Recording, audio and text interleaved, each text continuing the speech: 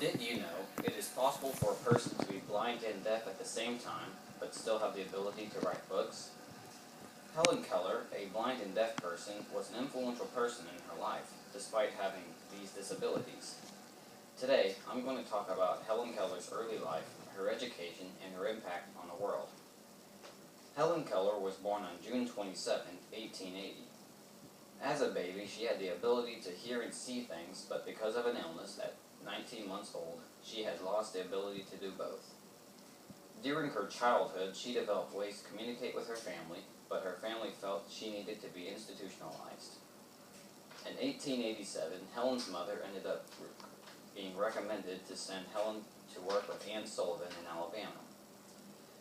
Anne Sullivan tried to get Keller to learn words by having an item in one hand and writing what it was in the other. Keller, though, had trouble learning and became frustrated, throwing fits often.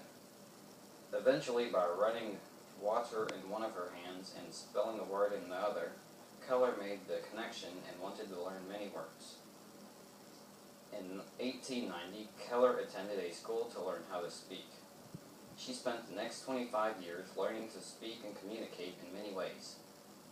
In this time, Keller thought about attending college. Keller also had met many famous people in this time, including Mark Twain.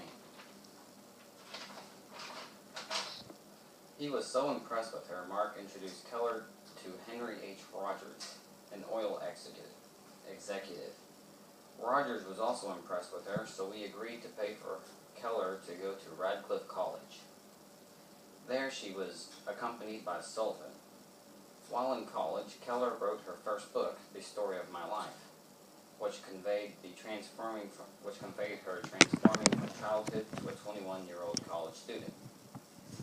After college, Keller set out to learn about the world and to help the lives of others.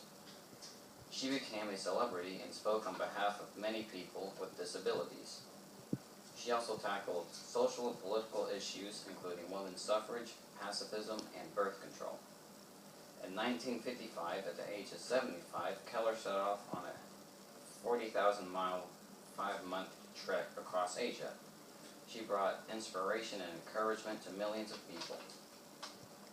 During her lifetime, she received many honors in recognition of her accomplishments, including the Theodore Roosevelt Distinguished Service Medal in 1936, the Presidential Medal of Freedom in 1964, and election to the Women's Hall of Fame in 1965.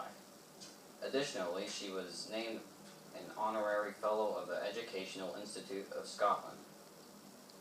Helen Keller died in her sleep on June 1st, 1968. In conclusion, Keller had learned to communicate even though she is deaf and managed to write many books. Helen Keller achieved many great things in her life and will always be remembered for what she did for the world.